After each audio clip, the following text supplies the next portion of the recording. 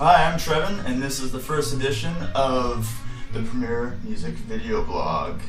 I have us with us here, one of our instructors here, and can I have us start off with you giving us your name? I'm Tom Harkenrider.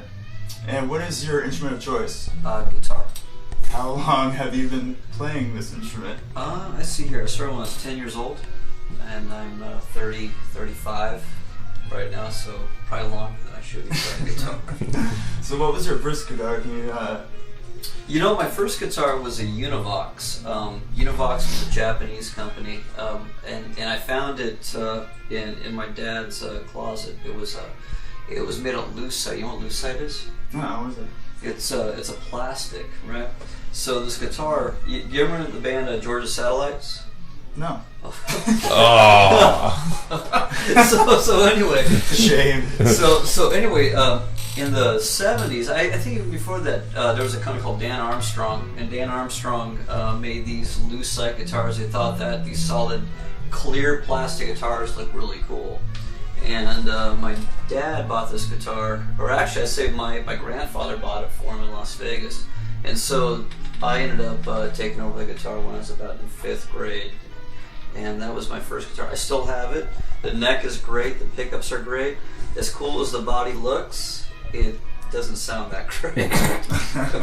But it's cool.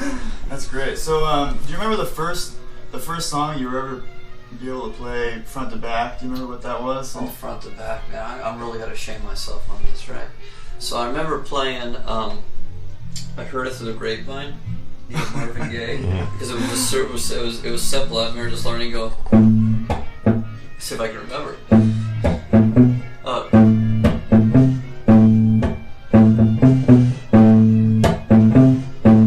that was it. I can't say I played it front to back, but I played that for hours. So I actually, but that and my dad would teach me to play Pipeline, and whatever songs that he learned just try to be popular in the late 60s.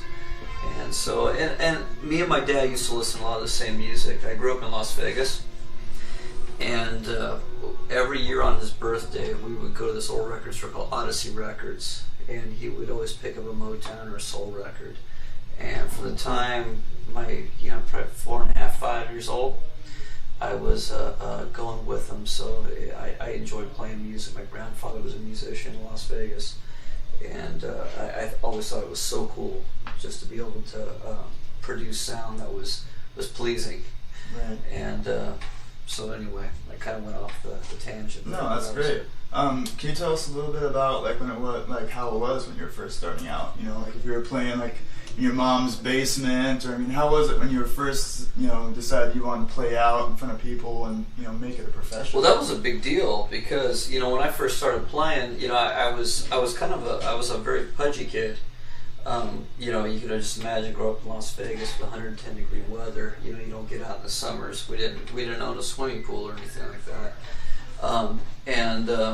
As adolescence kind of come on, I wanted to be recognized by Jess. And so, I thought, well, shoot, I really like music, and this is one way. I don't have to be extremely active. I can sit in my room and practice, so from day one, playing in front of people was always a huge deal. But when I picked up in Vegas, it was on the cusp of me moving to San Francisco. And that was a tough time because I had to start all over again. I didn't know anybody, and my folks were, I don't want to say they were concerned, but they just saw me eating them out of house and home. And they go, do you want to play a sport, baseball, softball? And I just want to play guitar. So they got me lessons in Marin County at this guitar store called, I think it was called Marin Music. And my guitar teacher, he's still there. I ran into him about 4 years ago. He's still there. So yeah, he was shocked. What's his name? Was it Ross Freeman? Oh. Shout out to Ross. Ross. How's it going? So I started taking lessons with Ross Freeman, and he was a real hip guy, just a good musician. And I went through the Mel Bay book, and I was in sixth grade, something like that. and you know, playing you know, Shoe Fly Shoe and what was it, Ode to Joy. I just realized that I'm not really down with that. my time to get popular with the women's going to be very limited. So I, you know, I saw, you know, me and my dad would hook up, you know, playing music, because he once I got into guitar, he started getting back into guitar again, and so we'd go to Blockbuster Video and Warehouse Video and pick up concerts like Eric Clapton and stuff, and that's kind of when I really got into wanting to play blues guitar. So hope that kind of answers your question. Yeah, for sure. So I guess kind of tying in with that, like, who would you say would be the most influential artist, musician that inspired you to, you know, play the way you do, or just pick up the guitar in the first place? You know, to get up and start playing guitar, you know, keep in mind, I played guitar in the 80s, so... So Poison and... No, because I told you I was way into wanting to play blues guitar. And, you know, the most approachable thing at that time was Whitesnake and stuff like that. Man, good videos. I you know, was Clapton. Clapton was really my gateway drug into playing blues guitar. I went to my dad and I asked him, you know, who's the best guitar player? And he said, you know, I heard Clapton. And the next night he came home with this videotape of him with Phil Collins. It was in the mid '80s. He looks like Don Johnson with this pink jacket on, black jacket and a pink T-shirt, even better, right? And he's playing. I thought, man, that was the coolest thing ever, you know. And I thought he was cool. So my views have definitely changed, you know. Right. So you will never catch me in a pink sport coat. But Clapton was really my first guy. He was the most approachable. And at that time, there was these record sets that would come out. Like I bought the Crossroads box set. It was like a 4 CD box of all Eric Clapton stuff, a retrospective. Everything from John Mayall and the Yardbirds to the greatest '80s hits with Sting, right? And that was kind of it. And I just sat there and just dissected things left and right. So would you say that Eric Clapton is your favorite artist of all time? No. Who would you say your favorite artist of all time is? There's a big difference. You know, there's artists that kind of get you started in playing that music, and then the evolution of time kind of brings upon new artists. And so brings the next point is I moved to Tucson when I was in 8th grade, and I took guitar lessons with this guy named Javier Marquez, and actually he lives in LA now, and I just found him 2 years ago. He ended up coming to one of my gigs. He goes, Tommy, man, I saw you. Not crazy. You got OC Blues Music Award, man. I saw your name, man. I taught you how to play guitar. And I go, wow, I couldn't believe it. But I remember calling him, and I said, I want to play blues guitar. And I said, well, who you want to play with? I said, well, I want to play Clapton. He goes, oh, no. You want...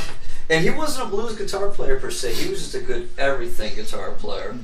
But you can tell I was really into wanting to play blues. So listen to B.B. King, Little Walter, Bill Doggett, and so I would go to his house every other Saturday. I remember lessons were like $12.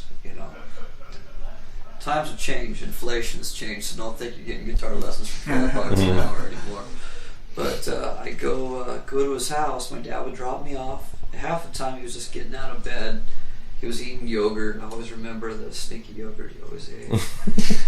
And then he'd pop on something he was working on. And he had this really cool approach to teaching. And he really hooked me. He took out this record of Honky Tonk. He goes, check this out. Has Billy Butler playing guitar. And I realized there's this whole world of music that's beyond what the radio stations would play, and what people would tell me is cool.